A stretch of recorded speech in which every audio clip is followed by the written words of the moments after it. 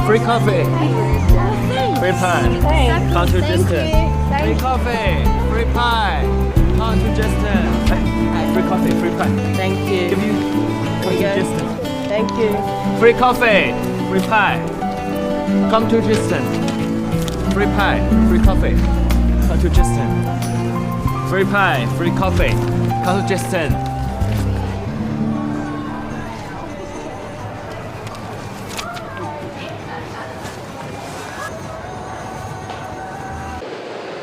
米乐，跟我说实话好吗？你到底出了什么事儿？我没事儿，不就是搬个家打个工吗？留学生常有的事儿。你们家是不是出事儿了？这跟你没关系。你告诉我，你爸上次来找你一定有什么事，是吧？他只是来看看我，让我做个准备，要我独立生活。你们家没钱了？不是，你上次给我的是家里的最后一笔钱。这是两码事儿。那你现在怎么办？你没钱了。你需要钱读书啊。你也需要钱读书啊。我不上就不上了呗，反正我也不是读书的料子。我一做课堂就犯困，你不是不知道。好了，你别说了。对不起，我不该给你打这个赌的。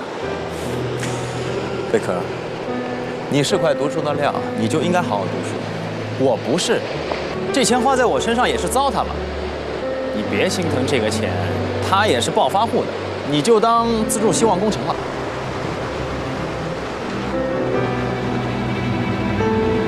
你还记得之前在学校有人说你的奖学金是自己发给自己的？那种 rumors 你还提它干什么呀？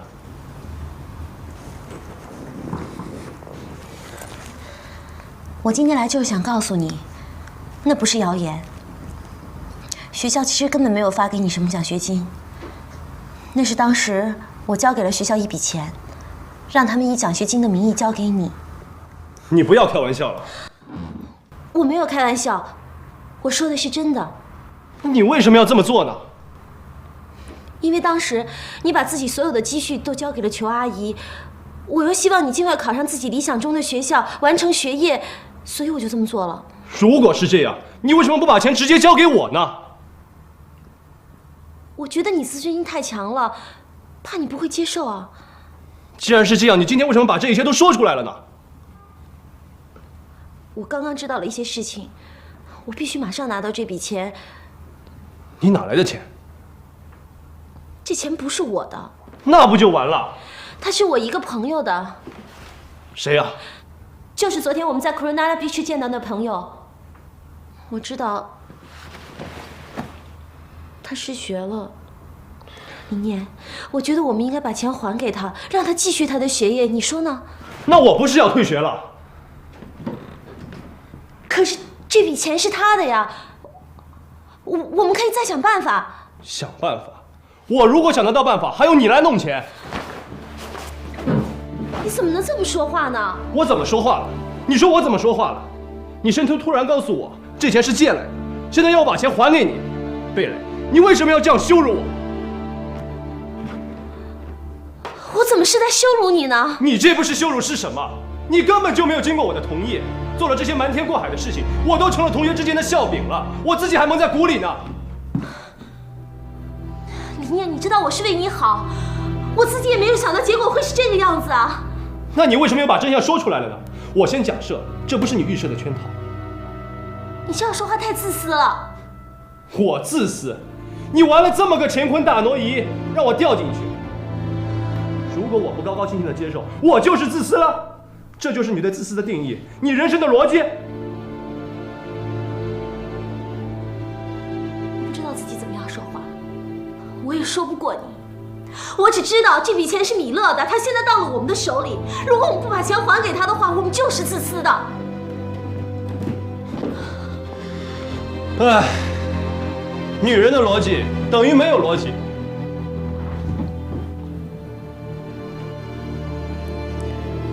我不了解什么逻辑，我只是觉得一个人做人是应该讲良心的。林念，我现在可以告诉你，当初米勒把钱借给我，是让我自己去完成学业的。是吗？那你就让他好人做到底嘛。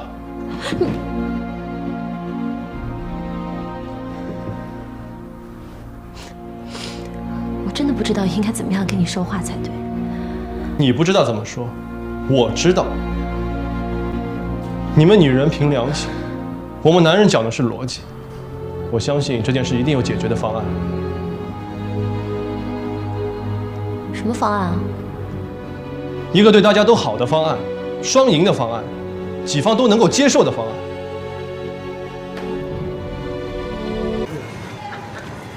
我想跟你谈谈。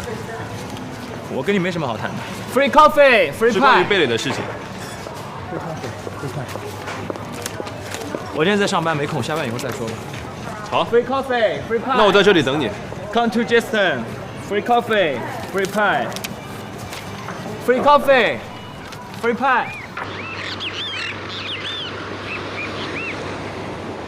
我和贝蕾是在国内的中学生辩论会上认识的，当时我们都非常仰慕对方的才华。到了澳洲，终于走到了一起，因为我们发现我们都有共同的目标。你跟我说这些干什么？我知道你借给贝蕾一笔钱，这笔钱正在帮助我们实现这个目标。什么？我的钱在帮助你们？你和贝蕾两个人？本来我们都非常感谢你，但是贝蕾知道你在打工，她感到非常内疚，她要把钱还给你。我的钱是借给贝蕾的，既然你也在使用那笔钱，那请你们把钱还给我。我今天来就是想跟你谈这件事情的，你想过没有？如果这样，贝蕾付出的努力将付之东流，她的大好前程也将毁于一旦，学业也将半途而废。你不愿意看到这样的结果吧？好啊，那至少请你把你的那份还给我。我跟你无亲无故，我没有义务要帮助你。你的心情我非常理解，你爱贝蕾，但是在我们三个人之间，贝蕾爱的是我。即使我把钱还给你，也改变不了这个事实，反而会破坏你在贝蕾心目中美好的形象。你不想这样吧？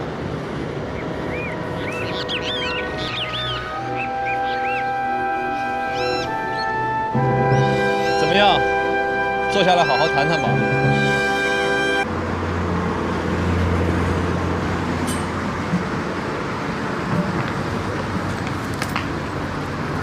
嗨，是你啊，吓死我了！你怎么来了？看看你呗，好久不见，想你了。你又这样？也许以后这样的肉麻话，我再也不会说了。啊，生气了？我们找个地方坐一会儿吧。不要了，还要花钱，快过了。我有钱，你不用担心。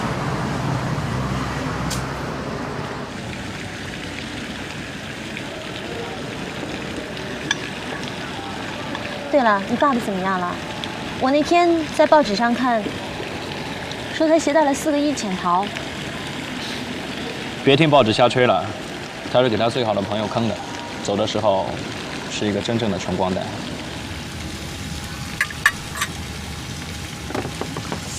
米勒，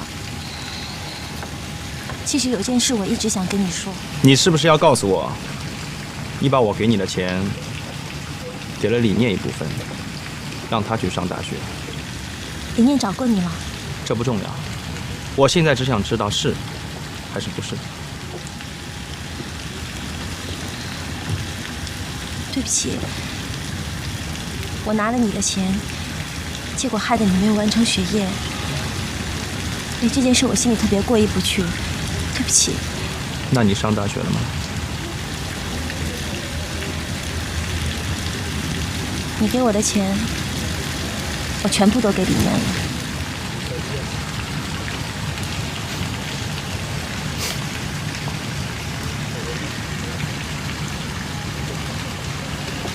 你说的没错，李念他来找过我了。他是不是跟你谈还你钱的事？这个不重要，我现在只想知道，李念在你的心目中真的那么重要？重要的你情愿牺牲你自己，而去成全他？那你的上学计划呢？我们打的赌呢？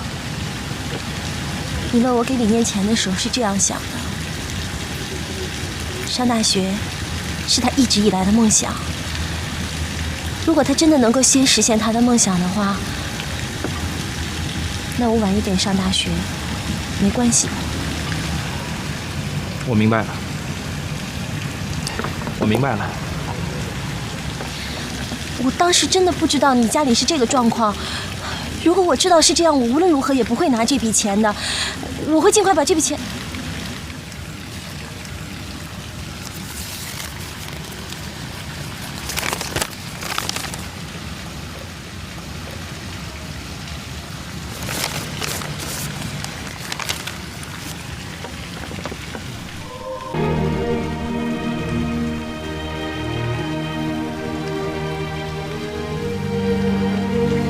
你知道吗？我第一次看到你，我就喜欢上了你。但是我发现我错了，我错了，我爱错了，根本不会有结果的。之前打了赌，算了吧，算了。也许你以后再也见不到我了。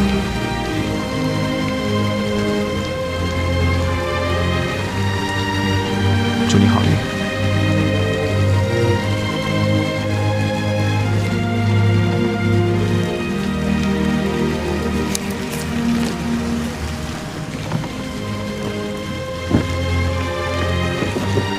米乐，你不能就这么走了，到底怎么回事？李念跟你说什么了？是不是有什么误会？我没有误会，但是有一点我想提醒你。你觉得对你最重要的男人，也许并不一定像你想象中的那么完美。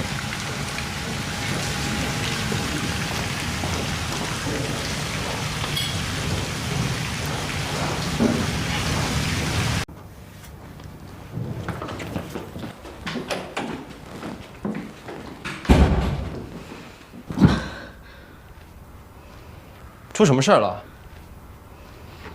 我来就是想问你，你都做了什么好事？哎，你能不能好好说话呀？你那个双赢的方案到底是怎么回事？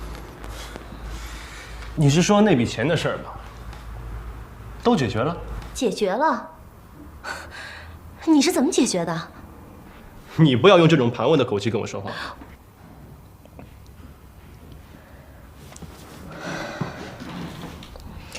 请你告诉我，这到底是怎么回事？是这样的，我跟米勒达成了协议，2年之后，等你和我在大学站稳了脚跟，我们就分批分期还这笔钱。2年之后？那你告诉我，这2年之内你让米勒怎么办？那你想怎么办？我要你把钱还给他，马上就还给他。贝蕾，你让我说你什么好？你看看你都做了些什么？我做了什么了？你自作主张向米勒借钱替我付学费，而且根本就没有告诉我，谁给你的权利这么做的？我已经跟你说过，我是为了要帮你，我也没想到事情会是这样一个结果。这就是你的毛病所在，你的毛病就是自以为是。上次你自以为是导致了米勒的失学，这次你又自以为是让我立马把钱还给米勒。你有没有想过我的处境？你以为是你帮我付了学费，你就可以让我立刻退学吗？我告诉你，我到学校去问过了，即便我同意，这笔钱也拿不回来了，你知道吗？世上本无事，正因为你这样自以为是，才导致了2败俱伤的后果。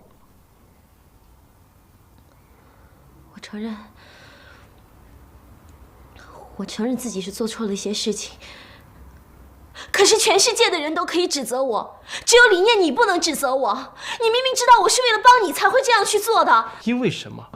因为你喜欢我，是不是？所以你就有天然的权利来干涉我的生活，来安排我的一切。事情到了这个地步，你根本就没有办法收场，于是你就牺牲我，来平复你良心上的不安，来满足你居高临下的优越感。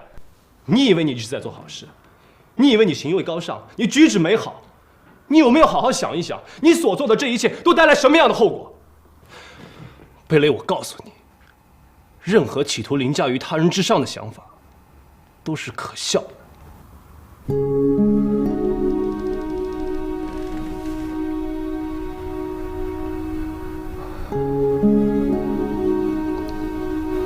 李念，你的话真的像一把刀子，锋利而残忍，能置人于死地。要是在以前听到你这些话，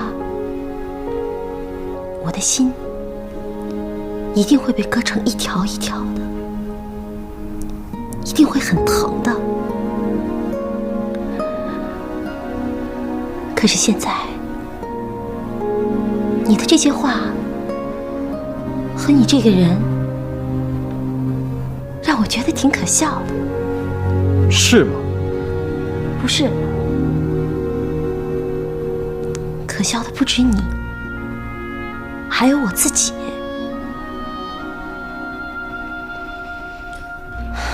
曾经我是那么的痴迷你的风度，你的才华，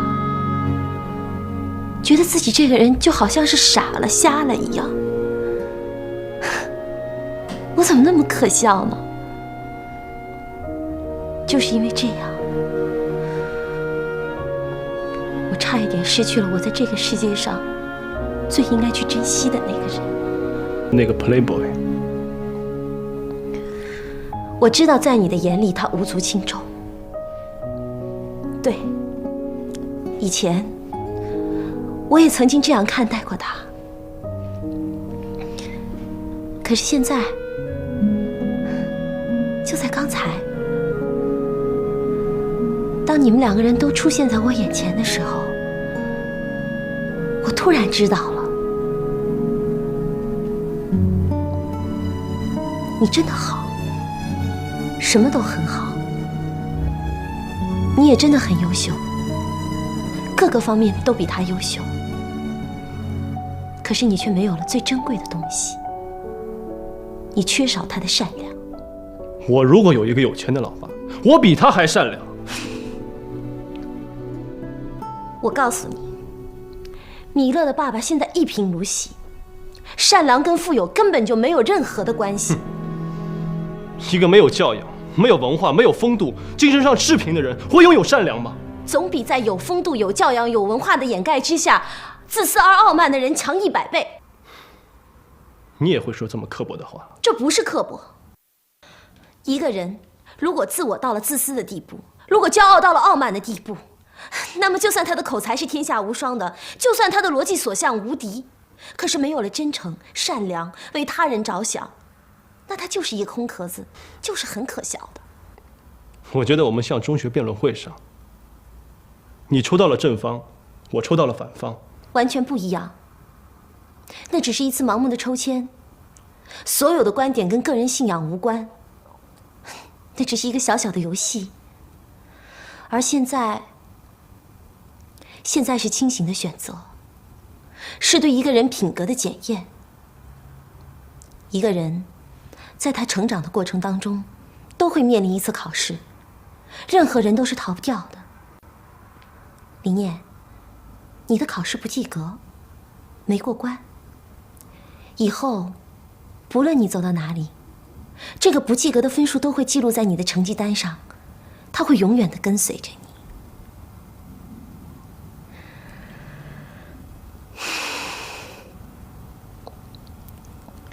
是你让我看清了所有的这一切，是你让我成长了，谢谢你。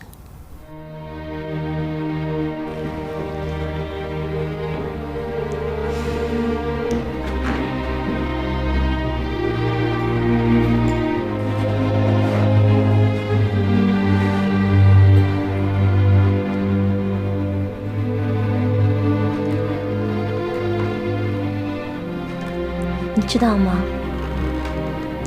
这个温度计我一直带着它，我曾经用它感受你的温度，希望自己不管冷暖都永远可以和你在一起。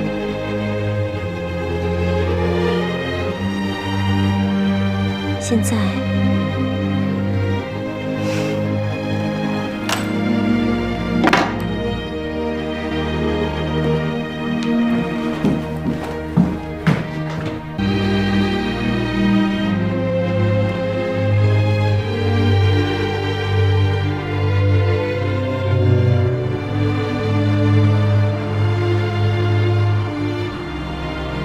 整整2年，初恋就像是挥之不去的湿气团，笼罩着我的岁月。它一会儿凝聚成倾盆大雨，呼啸而下；一会儿化作七色彩虹，悬挂天边。现在，湿气团终于消散了，我走在黑夜里，心头却如同白昼般明亮。穿过那阴晴不定的时光，我发现这2年中所有经历过的悲伤和快乐，都是课堂练习。真正的爱情列车还停在站台上，等待出发。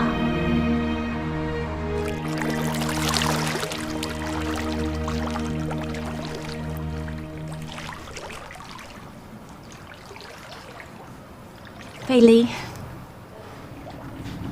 are you all right? No, I'm not all right. You know you can always talk to me, don't you? Daphne, I have been obsessed by someone since a very long time ago. Even I came down to Australia, it's because of him. But now, I feel I don't love him anymore. I still love someone else. Okay. Wait. So, you're telling me that you used to love A, but you don't love him anymore. You now love B. No. With A, it's not love, but a kind of obsession. With B, the feeling that I have is love. How can you tell? When you love someone, you feel it. You can do anything together. And you don't mind showing him the real you, instead of just showing your best. You're right. Bailey, you are so smart and so young. What are you waiting for? Go and tell him. Tell him how you feel. Now? Yes. Don't waste any time. When I fell in love, I always took action right away. Oh, no. We Chinese don't do that. Especially girls. Bailey, when you find someone that you really love, it's very special. It's like a miracle. Don't let your traditions get in the way of your happiness. Catch him. Come, catch him. Daphne, you are right. Catch him. Yes, and I will help you. Catch him. Catch him. Free coffee, free pie. Come to Justin. Thank you.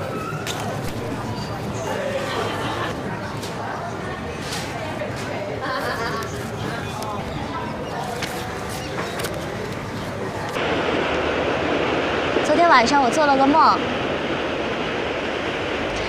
我梦见有一片特别大的草地，太阳特别的好，在前面呢有一个白色的城堡，有一个人拽着我，拼命的往城堡里跑。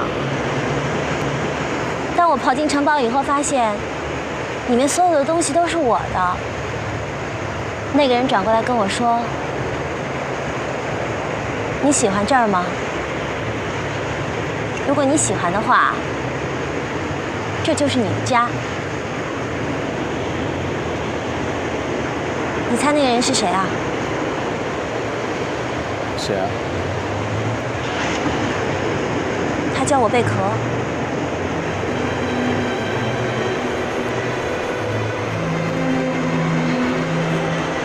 我今天来找你是想跟你说，从今往后，我想要跟你在一起。我要和你一起去打工，一起去赚钱，然后一起上学。这可能吗？我知道我曾经伤害过你，让你伤心过，难过过，是我自己太傻了，把所有不真实的东西都当成了是真相，迷迷糊糊的。不过还好，我现在终于明白了，原来最重要的东西一直都在我身边。当我把你的故事和我所有的感受都告诉戴芙妮以后，你猜她怎么说？怎么说？开车音。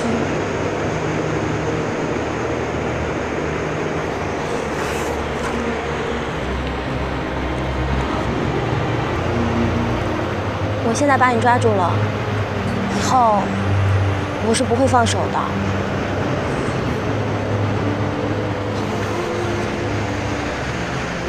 戴芙妮跟我说，她准备腾出一间房间，让你搬过来跟我们一起住，你愿意吗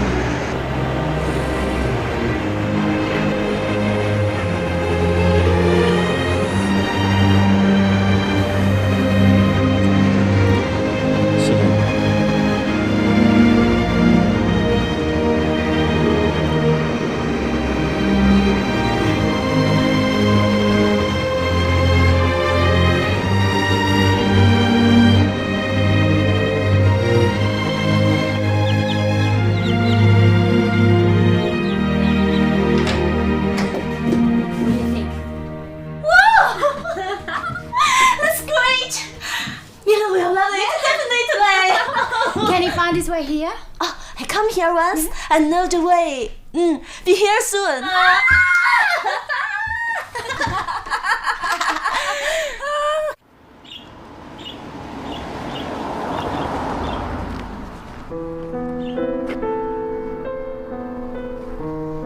Hi. Hi. Are you waiting for Bailey? Oh no, I just passed here. You don't want to come inside? No. Anyway, I need to go. Okay.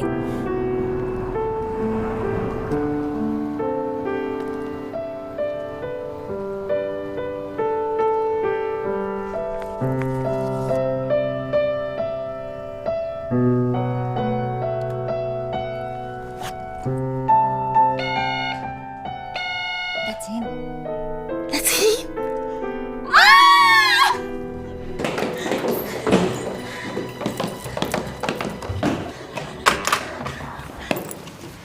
Catherine. What's up? You guys don't look happy? Bailey is waiting for her friend. Friend? Which friend? Mille. Miller? He was just sitting out there. Really? Where? Yeah, just over there.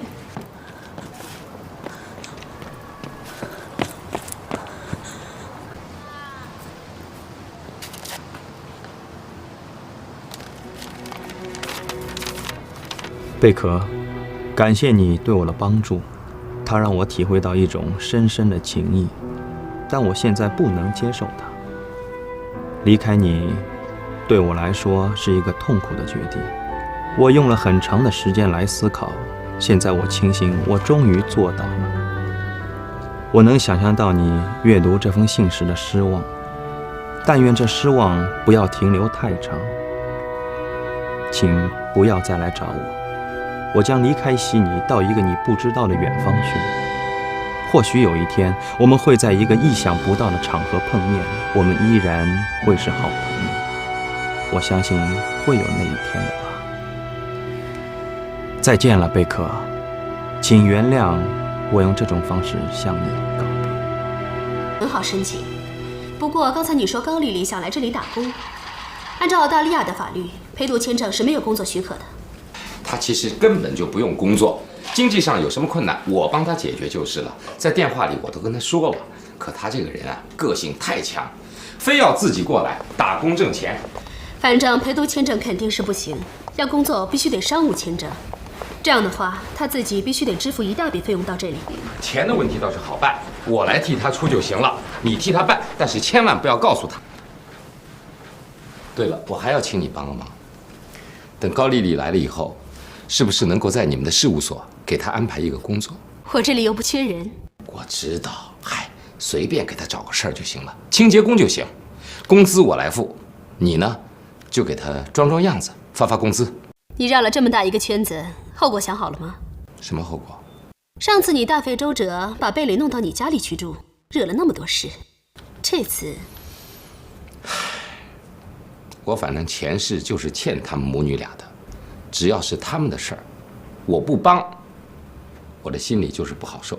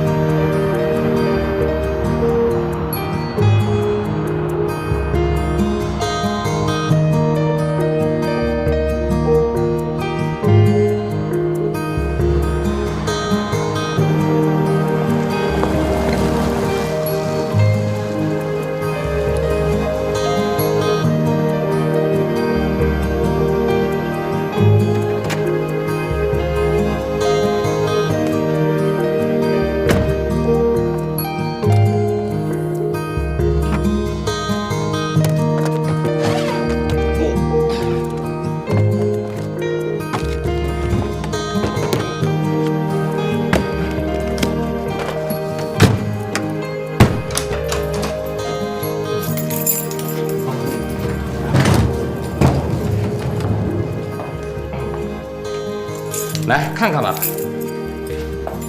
怎么样？这个是个客厅，里面呢有2间卧室，一间是给你的，一间是给贝蕾的。到时候你把它接过来就是了。这么大地方，我得交多少房租啊？这你就别管了，我已经替你们预付了1年的房租。真是太感谢你了。你看啊，这里是办理你赴澳的所有重要文件。你把它藏好了，千万别丢了。贝蕾刚到澳洲的时候就丢过文件，补起来特别麻烦。真的？他没告诉过你吗？他从来没跟我说过。哦，这孩子还挺懂事的。那个……哦，我到澳洲来的事儿，你没跟他说吧？你没让我说，我当然就不能说了。反正你已经到了，你自己跟他联络吧。啊，好的。那行。你自己收拾收拾，好吧？那个冰箱里所有的东西都是新买的。我就先走了，有事儿给我打电话。谢谢你啊。没事儿。哦，对了，你等等。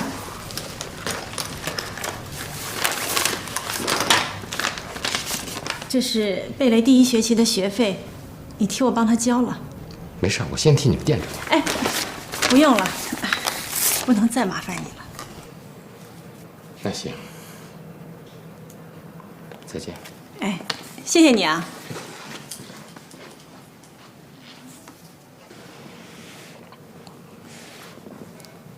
什么啊？监护我啊？妈来陪你读书，你不开心啊？妈，是不是家里出什么事儿了？家里出事儿了，我怎么会到这儿来呢？家里不出事儿，你怎么出来了？你可不能瞒着我。不信，打电话问你爸。那你就把爸一个人扔在家里了。哦，妈万里迢迢的来陪你读书，顺便打工，倒像犯了大逆不道的事儿。看你脸上的表情。妈，你来陪我，我当然高兴了。可是你也不能住这儿啊。住这儿怎么了？是刘伟给安排的。他安排的？啊？妈，你不知道啊，这是他的住处。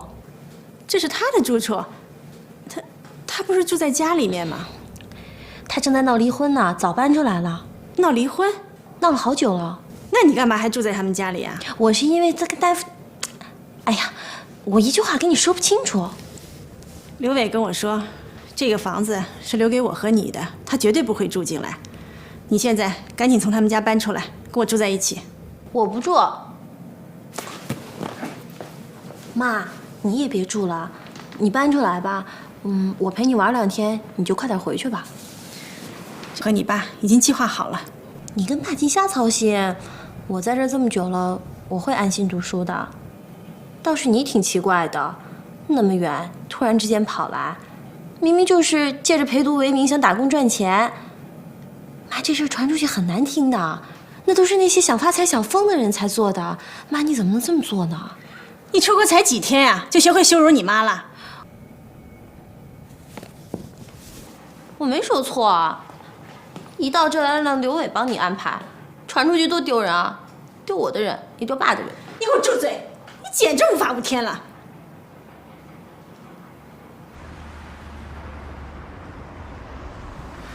The verdict of this court is that defendant David Liu will, as of this moment, cease all business operations of his company, and that the property of that company will be closed.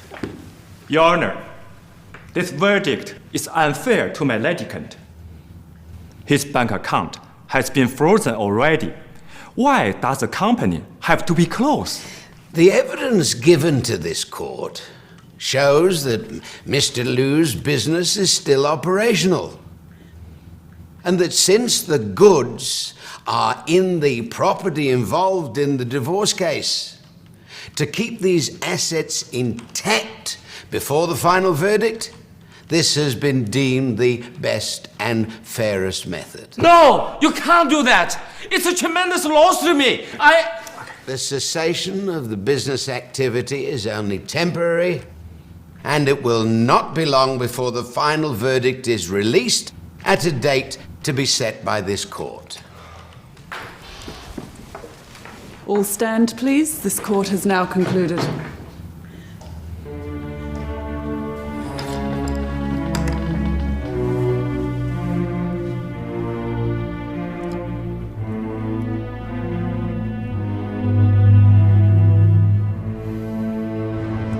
哪有这么不讲道理？这招啊是够损的，其实他们是在逼你，逼到最后你没办法了，哎，只好接受他们的条件。太狠了！”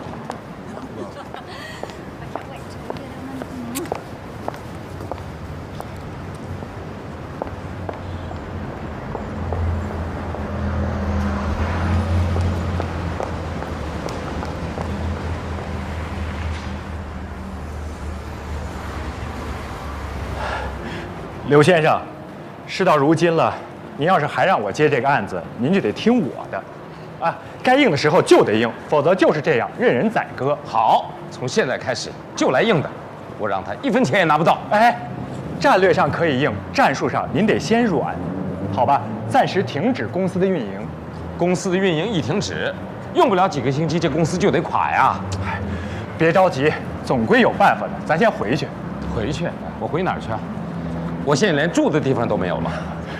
您的住处不在封存之列。哎，你没有明白我的意思。我现在就住在公司的办公室里。哎，哟，那您得赶紧搬出来，咱现在不能让他们抓住任何把柄。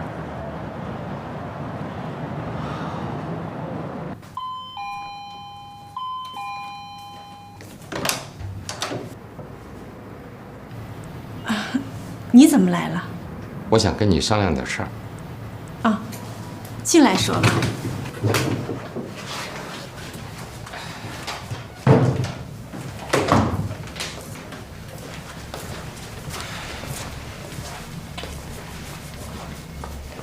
是这样的，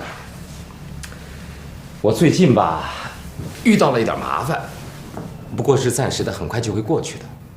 啊，什么事儿啊？我想在你这儿住上几天，不知道方便不方便？住这儿？就2、3天。贝里那个房间还是空着的吧？啊，我住那个房间就行了。这个地方本来就是你的，你住这儿是天经地义的事儿。哦，要不然这样吧，还是我搬出去住，哦不方便是吧？还是我走。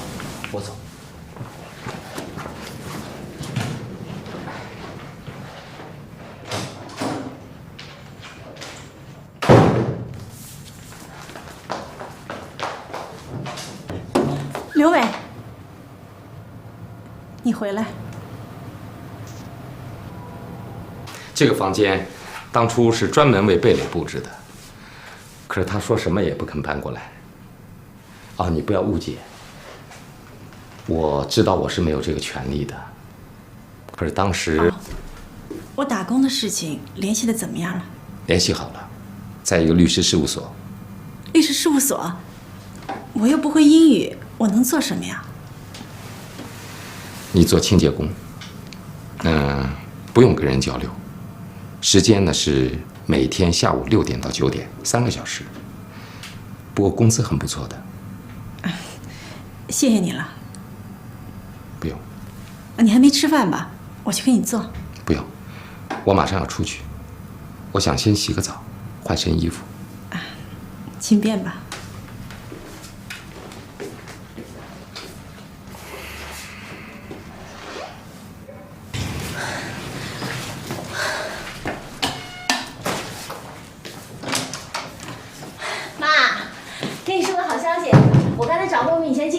你的工作解决了，他说让你下个星期一上班，时间是上午9点到下午5点，就个表格填一下。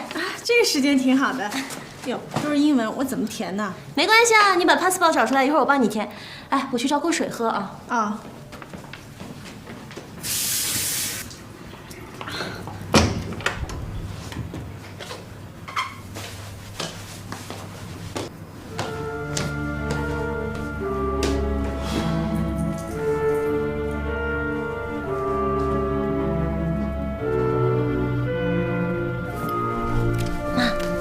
看到刘伟了，他怎么在这儿？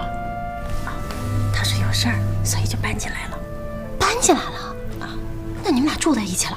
胡说，什么住在一起？看这就是。你不说他搬回来了吗？别胡说八道！怎么就我胡说八道了？哎，我一说这事儿你就说我是胡说八道的，那你们都做得出来，为什么我就不能说呀？我们又做什么了呀？你们不都住在一起了吗？贝贝，你这妈妈，你别忘了我还有爸爸呢，他叫贝志强，他现在一个人在中国。你万里迢迢从中国跑来说是来陪读，原来就是跟这个人住在一起，你这样怎么忍心啊？对爸爸。贝蕾，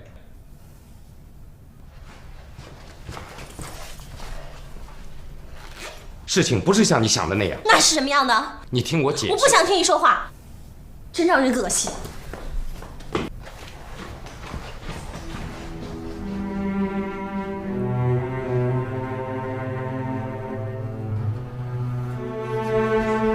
贝蕾，贝蕾，你听我解释。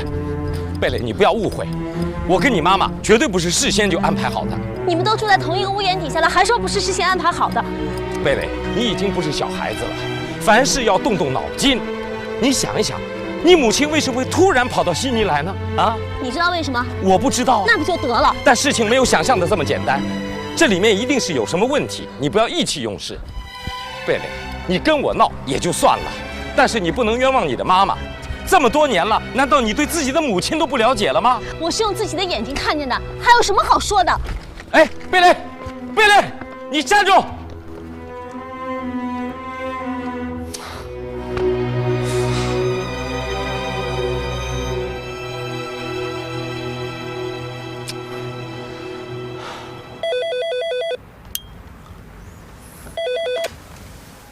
哎，志强，是我。啊，丽丽啊，你好吗？我很好。贝贝呢？见到你，他吓一跳吧？他很开心。哈哈，我就知道，女儿见到妈妈一定开心。现在好了，母女团聚，你也用不着牵肠挂肚了。啊？哎，你怎么了？志强。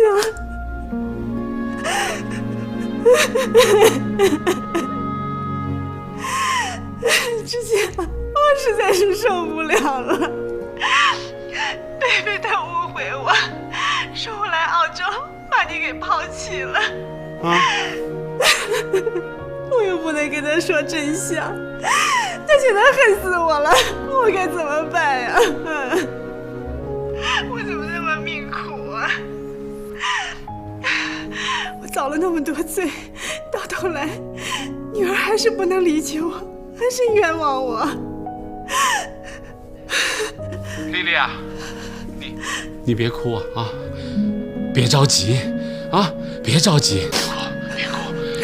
志强，我不哭，我不哭，我很想你。我还是老样子，上班下班，挺好的。对不起，志强，你不用担心我。贝贝那儿，我慢慢的跟他沟通，我现在好多了。莉莉啊，你在国外，千万要当心身体，啊，要注意安全，啊，听见了吗？我听到了。好，那你就多保重。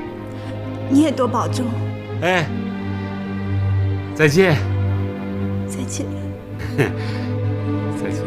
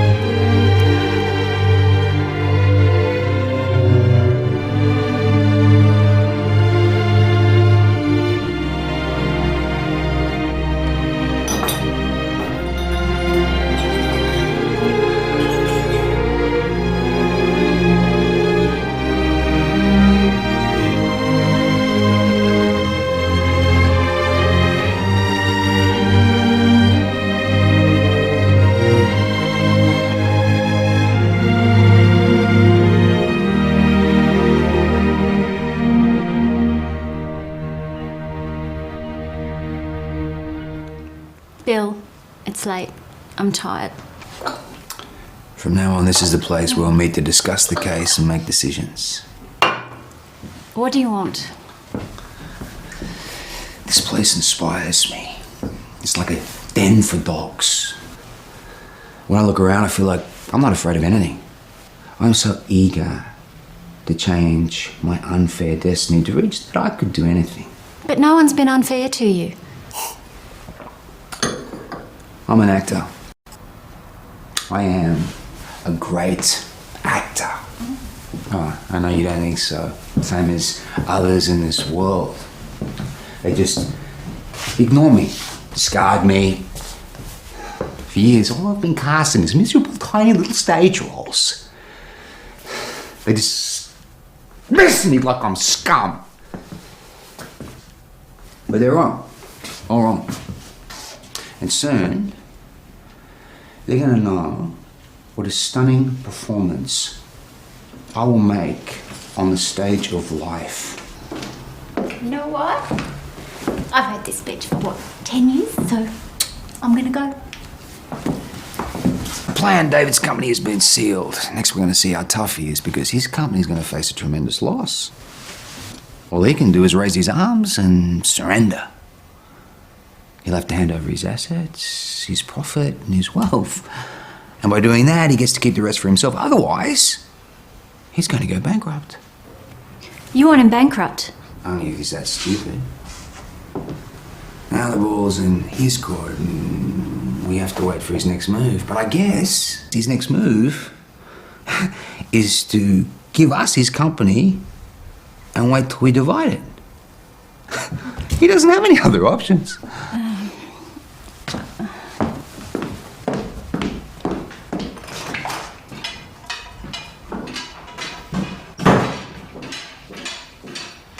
对方最近有什么新的动向？他们申请了资产封存保全以后就停了下来。他们知道你耗不起，就存心跟你耗下去。从法律角度讲，这一手啊很漂亮，以逸待劳，不战而胜。再这么耗下去，我真的要破产了。天无绝人之路。现在有一个办法，就看你敢不敢尝试了。什么办法？他们之所以能够封存你的资产，正是因为这资产是你的。这公司就是我的嘛。哎，您记得去年雅典奥运会射击决赛那个美国枪手打的最后一枪吗？雅典奥运会射击比赛，对，那个美国枪手最后一枪打到别人的靶子上去了，而且成绩当场宣布无效。现在呀，他们把枪瞄准了你的靶子，我们要想办法让他一枪打在别人的靶子上，那成绩也就无效了。啊？你的意思是，如果这个公司的全部资产不在我的名下，说得更明确一些，这个公司根本就不是你的，那他们申请的封存保全也就当场失效了。而且将来法院做最后的离婚判决的时候，Daphne 也得不到公司财产的一分一厘。可是如果这个公司不在我名下，那我公司所有的财产不就都直接成别人的了吗？这就是我们的难处啊！现在我们要找到这个人，他既是你公司财产名义上的所有人，又不可能真的就侵吞了你的财产。他要值得你信任到这种程度。哎，这个公司转让到底是怎么个手续啊？这个很简单，你做一份转让赠与文件，说明公司赠与某某人，就完了。那我上哪儿去找这么个人呢？当然不可能随便什么人都行啊。哎，您比如是我，您信得过我吗？哎，连我自己都信不过我自己。所以啊，这个人最好跟你有血缘关系。要说还有什么值得信任的话，那也只有血缘关系了。你的意思是，我把这个公司赠送给贝蕾？您个人的情况，我不是很了解，这么做行不行？最好您自己拿主意。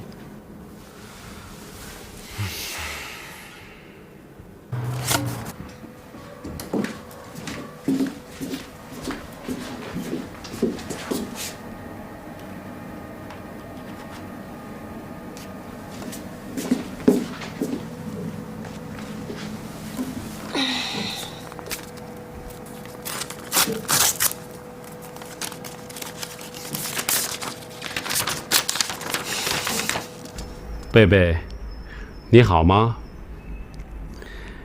爸爸很想念你。爸爸有一件事情一直不想告诉你的，总觉得你还小，告诉你了你也不明白。但是现在你长大了，是大人了，懂事了，有些事情应该让你知道，你也有权做出自己的决定。1年前，就是我跟你背着你妈，开始了这个胜利大逃亡。那个时候谁也没有想到，结果会是这样。你妈为了给你凑学费，最后被人骗了。现在呢，家里的房子都卖掉了，还了别人的债。他一句也没有责怪我们，一点也不后悔，还是一如既往。为了给你挣出学费，让你好安心读书，他和老爸商量了以后，才决定跟刘伟联系，去了悉尼。你千万别误解。妈，错怪你了，对不起。本来说好这件事情他不让我说的，可是老爸总觉得这件事情都是我们两个人开的头，让他吃了这么多的苦。贝贝，爸爸妈妈就一个心愿，你要安心读书，一定要把书读出来。现在呢，你有权决定，是继续责怪你妈，还是把书读好。你好好想想，贝贝，你妈妈会越来越老，而你呢，会越来越成熟，越来越坚强。将来你要照顾好你妈，一定要对她好。她这辈子不容易，现在她远在澳洲，爸爸够不着她了，爸爸就把她交给你了。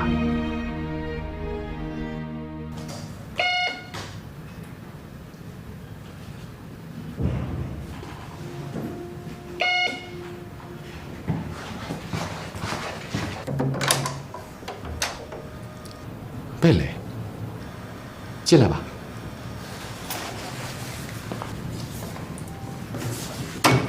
进去坐吧。对不起啊。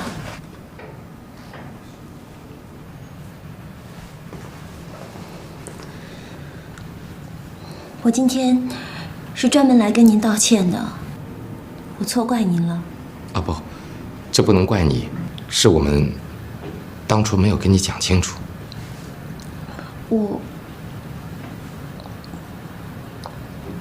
谢谢您照顾我妈妈。对不起。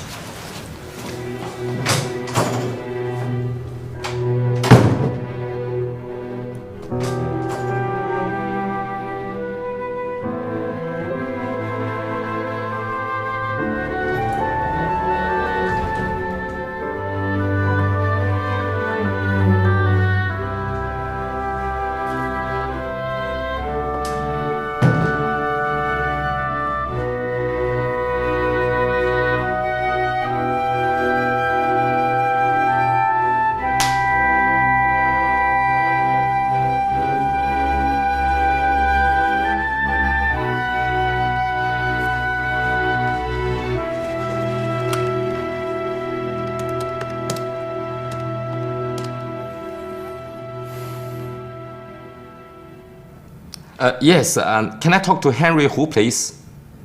It's David here.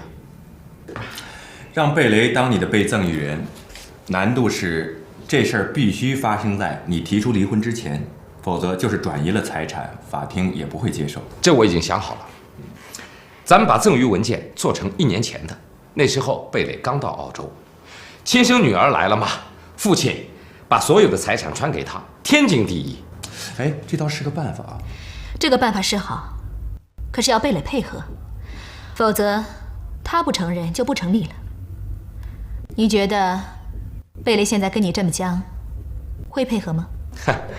送他这么一大笔钱，有什么不配合的？再说，我现在跟他的关系已经跟从前不一样了。他改变态度了？严冬已经过去，春天正在向我走来。不过罗律师，你提醒的也非常好。我看这样，我说咱们现在还是别让贝蕾知道这件事儿，多一事不如少一事嘛。等到非让他知道不可的时候，咱们再见机行事，怎么样？可以。胡律师，你说呢？我看行。妈，今天收工了。真没想到，在澳洲跟女儿一起发广告。以后天天来陪着妈导购。那不行，今天是最后一次。为什么？这是早上刘伟给我的，你看看。缴费通知单，我的学费缴了。啊，马上就要开学了，以后不准再打工了。大学的课程很紧张的，一点都不能放松。这钱是刘伟帮我缴的吗？看你紧张的，是妈带来的。妈一到悉尼就把钱交给他了，让他去给你交学费。谢谢妈。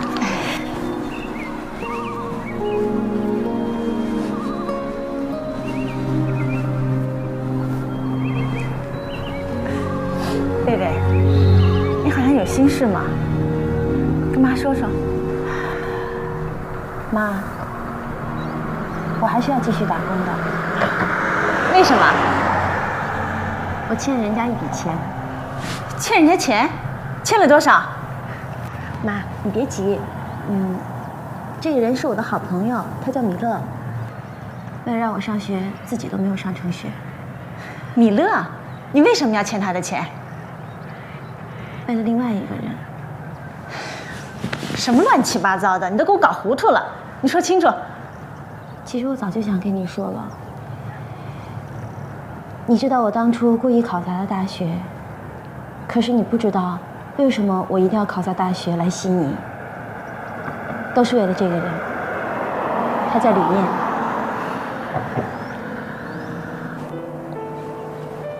米勒是不是很喜欢你？李念没有米勒那么喜欢你，但你就是迷恋他，对吧？妈，你怎么什么都知道啊？妈是过来人了。后来我才知道，米勒把自己最后一笔钱都给了我。他想让我去上学读书，所以他宁可自己没书读，也不忍心看着我没钱去上学，到处打工。我把这一切告诉了李念，我以为他会把钱还给米勒，可是他不肯。你现在心疼米勒了？李念的才华呀、魅力呀，都因为他的自私和冷漠，在你的眼里没有吸引力了，对吧？妈，你真的什么都知道？我的傻贝贝，你真是妈的女儿。你的迷恋，妈经历过；你的痛苦，妈也品尝过。唉，我们家里的人怎么都跟命里注定似的，都要轮上一次。米勒这孩子呢，现在在哪？我以前对他不好，一直都不理他，我给了他很多伤害。他现在